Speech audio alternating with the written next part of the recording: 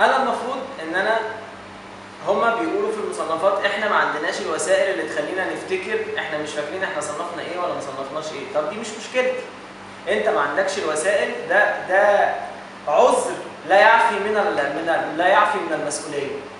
طيب انا جيت لك وتقدمت ليك بعد كده وقلت لك انا عارف ان في حد تاني عايز يصنف الموضوع او صنف الموضوع او قلت لي احنا هنوقف ترخيص الفيلم الاحدث ترخيصا اللي هو تاريخه احدث. يعني اذا كنت انا مرخص لعند حد ما فانا اللي ترخيصي هيقف عشان الحمايه، لان انا بدات اصور او بدات اصرف فلوس واشتري ملابس واعمل اغاني واعمل كل ده وانا شركه صغيره، فانا ممكن اقعد اشتغل في الفيلم سنه سنتين. انا عندي افلام كبيره جدا اتعملت في 5 سنين والمنتجين مليارديرات مش منتجين صغيرين. طيب اذا انت دلوقتي اخليت بحمايتي، انت خليتني بدات اشتغلت في الفيلم وبدات صرفت وعملت تعاقدات ووقعت ناس ورحت جبت ملابس هرميها بعد كده واغاني انا مش هيبقى ليها استخدام عندي لانها خاصه بكل ده، وفي الاخر بتروح ترخص. طيب تمام، دي نقطه. النقطه الثانيه نقطه المنافسه الشريفه. في حاجه اسمها شرف المهنه. ايه هي شرف المهنه؟ انا النهارده في بعض المخرجين المحترمين جدا، المخرجين اللي انا فوق راسي زملاء، لما اتعرض عليهم الفيلم قالوا مش ده الفيلم اللي علاء شغال فيه دلوقتي؟ فقالوا له لا ده مختلف. قالوا لهم لا ده مش مختلف. المخرجين قالوا ما ينفعش يا جماعه، الراجل شغال في فيلم واعلن ان هو شغال في فيلم، احنا نخش نعمل فيلم زي اللي هو بيعمله او نخش نضربه. ده انت متعمد ان انت تضربني يعني ده انت لو جالك مؤلف، يعني انت المفروض ان انت عارف ان انا بدات في الفيلم وعندك معلومات ومصر كلها اتكلمت عن الموضوع عن الفكره وانا مقابلك بالفيلم وانت باعت لي على الفيلم كذا مره. انت انا الفيلم ده مش هاخده، الفيلم ده فيه زميل، انما ازاي تعمل كده؟ طيب مفيش مشكله. طب ممكن حضرتك، انا اسمع بقطعك، ممكن تقول لي اسم الفيلم ايه والفيلم بيتعمل دلوقتي اسمه؟ احنا الفيلم بتاعنا اسمه الاول اللي اترخص بيه سنه 2010 خد وهات، وعملنا طلب لتعديل الترخيص لاسم حظك نور، فهو اسمه حظك نور. الفيلم الثاني اللي اتصنف واللي عليه الجدال في المصنفات باسم عم الشباب والرياضه، والمفروض ان المنتج احمد السبكي اعلن ان هو بيصور، واعلن ان هو بيصور رغم ان هو ما حصلش على ترخيص من وزاره الثقافه المصنفات ان هو يبدا تصوير، وما حصلش من جواب من نقابه السينمائيين، يعني هو بيصور في السر ومن غير ورق، وقال ان انا بعمل الفيلم وان انا قربت اخلص الفيلم. طب انت شغال من غير ورق ليه؟ يعني انت راجل موقفك قوي، شغال من غير ورق ليه؟ طيب تمام. الفيلم اسمه اللي اتصنف عم الشباب والرياضه وفي تعديل، يا اما يبقى عيال حريفه يا اما يبقى معرفش اسمه ايه كده 4-2-2 ولا عيال حريفه. طيب ماشي. انت النهارده ارتضيت لنفسك، انت عارف ان انا شغال في الفيلم، وانا يعني انت عارف ان انا شغال في الفيلم، والناس اللي بتجيلك في المكتب الشرفاء الزملاء الشرفاء قالوا لك ده فيلم علاء، ده فيلم علاء. الراحل محمد حسن رمزي وقال لي سيبك من محمد لطفي، محمد لطفي مش هيوزع ومش هيعمل اي حاجه. فانا بقى محمد لطفي لا عايز يعمل الفيلم وطالب تعديل، ومحمد رمزي الله يرحمه بيقول لي سيبك منه ده مش هيعمل حاجه. طيب خلاص، فانا قلت ايه؟ بلاها محمد لطفي. اقوم يا محمد يا لطفي الاقيك الفيلم اللي بيتعمل فيه التعديل اللي انت طالبه من السيناريو بتاعي. طب انت جيت لي المكتب هنا يا محمد يا لطفي من 4 شهور واقريت قدام شهود، والشهود دول شهود عدول ومستعدين للشهاده، منهم صحفيين ومنهم شخصيات اعتباريه ومنهم زملاء، قلت قدامهم ان الفيلم ده يا علاء انت بعته لي قبل كده وانا طلبت منك تعديل وانت ما ردتش. قلت لك ايوه يا محمد ومش هعمل التعديل، قلت لي احنا بنعمل عند احمد السبكي نفس الموضوع قدام الناس.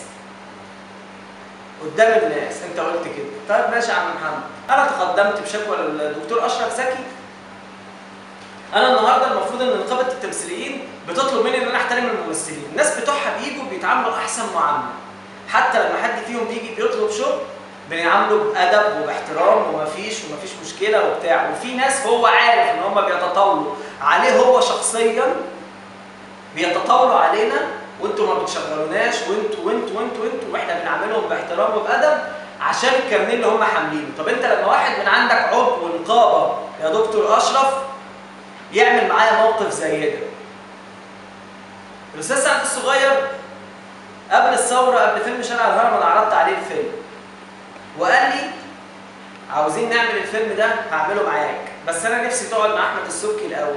اقعد مع احمد السبكي ليه يا عم سعد؟ احنا هنعمل الفيلم. قال لي احمد السبكي لو ما عملش الفيلم انا هعمله معاه. قلت له تمام، انا عيل صغير ومش فاهم الكلام ده من 5 سنين وقبل ما اعمل الالماني. رحت قابلت الزميل احمد السبكي. ازاي حضرتك؟ انت ازاي تكلم سعد الصغير؟ قلت له يعني ايه ازاي اكلم سعد الصغير؟ وكان في وجود شهود، مش هصرح باسماء الشهود دول ان انا اطلبهم في المحكمه. قال لي ازاي تكلم سعد الصغير؟ قلت له يعني ازاي اكلم سعد الصغير؟ مش فاهم حضرتك، انا مش فاهم فعلا ايه الغلط يعني. قال لي انت يعني مش عارف ان سعد الصغير معايا؟ قلت له طب حضرتك انا لما اتصلت بسعد الصغير كان المفروض سعد الصغير يقول لي يا علاء انا ماضي مع احمد السبكي فما ينفعش اكلم حد تاني، انما سعد الصغير بقول له انا عندي فيلم. قال لي تعالى قابلني، ورحت قابلتك يا عم سعد في دار الاشاره الهندسيه، كان عندك فرح في مدينه نصر. طيب احمد السبكي قال لي انت مصنف؟ قلت له انا مصنف. ضحك، ماشي ربنا يسعدك كمان وكمان ويهنيك يا رب وكل اللي بتعمله من قلبي. قال لي ايه الفيلم؟ قلت له فيلم قصته كذا كذا كذا. قال لي سعد الصغير ما ينفعش يعمل الفيلم ده، اعمل تعديل. قلت له ما ينفعش اعمل تعديل، انا ممكن اعمل لك يا اما فيلم تاني لسعد الصغير يا اما هعمل فيلمي بحد تاني بس مش عندك، لان سعد اللي جايبني عندك اصول المهنه. قال لي بص يا ابني انت مش هتنفع عندنا عشان انت ايه بتتكلم كتير وانت مش هتوصل لحاجه. قلت له يا باشا لا هيوصل ولا ما يوصلش، وانا اسف ان انا اتصلت بالفنان سعد الصغير واسف ان انا عرضت عليه الفيلم وانسحبت. جه سعد الصغير اتصل بيا قلت له الموضوع 1 2 3.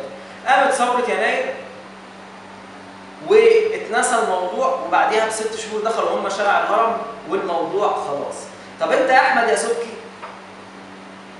انت كلمتني يوم 8/8 وقلت لي وما انكرتش ان انا جيت وقعدت معاه.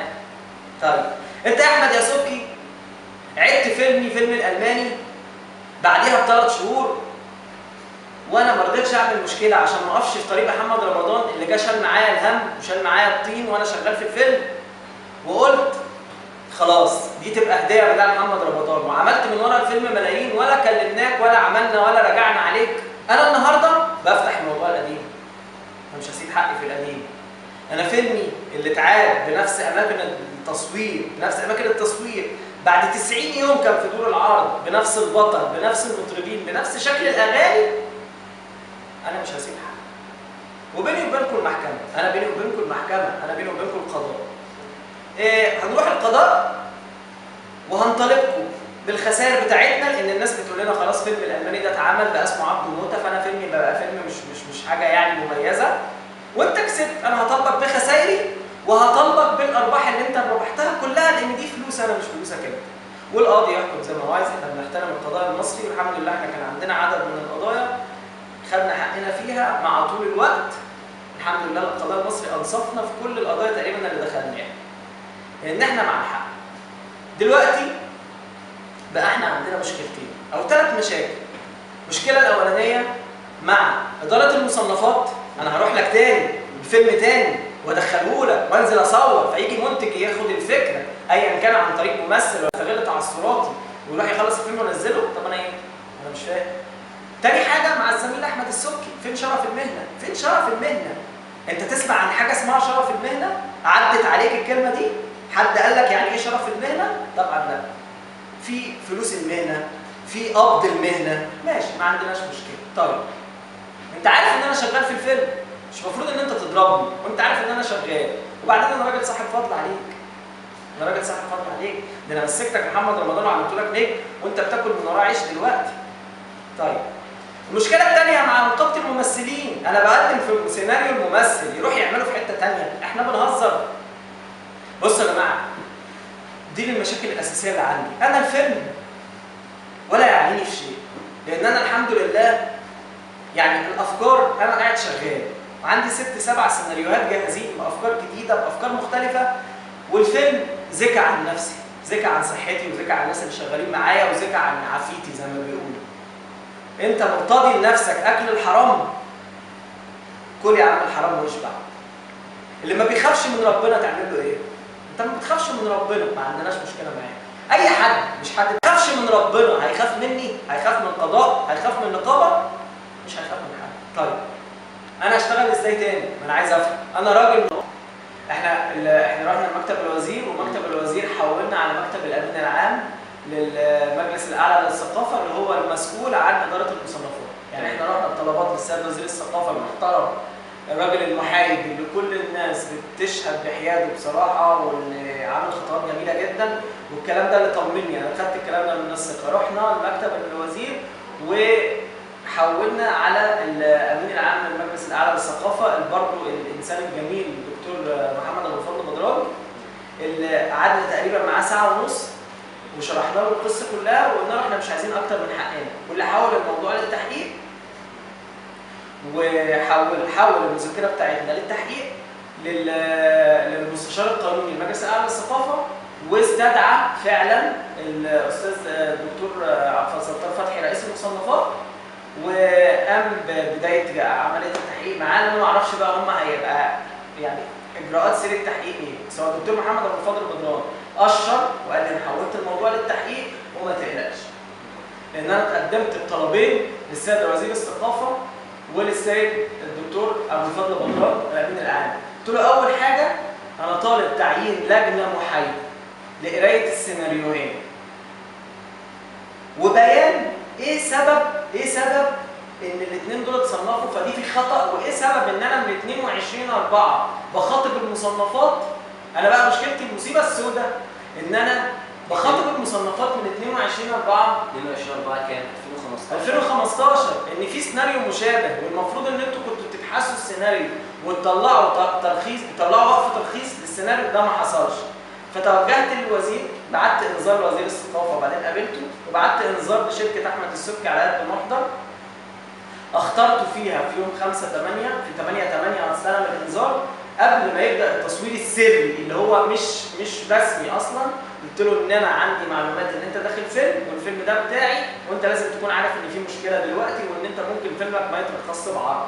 اذا احمد السبكي عارف بالمشكله وقبل ما يبدا التصوير السري اللي هو حتى الان احمد السبكي ما بيصورش اجرائيا ورقيا، السبكي ما بيصورش. كان رد عليك ايه بقى لما انت احمد السبكي كلمني في التليفون، اتصل بيا وقال لي اخبط دماغك في الحيط.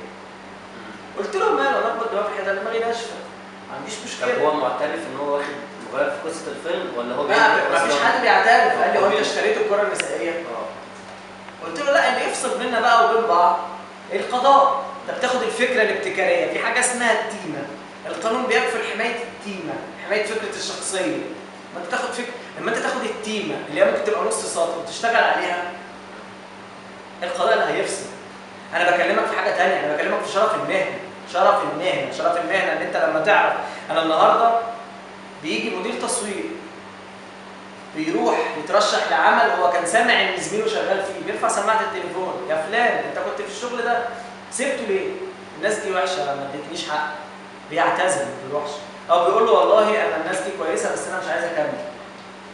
انا لما بيجي انا في مره من المرات اتعرض عليا فيلم، انا كنت عارف ان الفيلم ده بالمنتج ده للزميل محمد حمدي، وعارف ان محمد حمدي بيعمل كاستنج. يعني في واحده صديقه قالت لي ان محمد حمدي وصيه عليا، قلت لها طيب.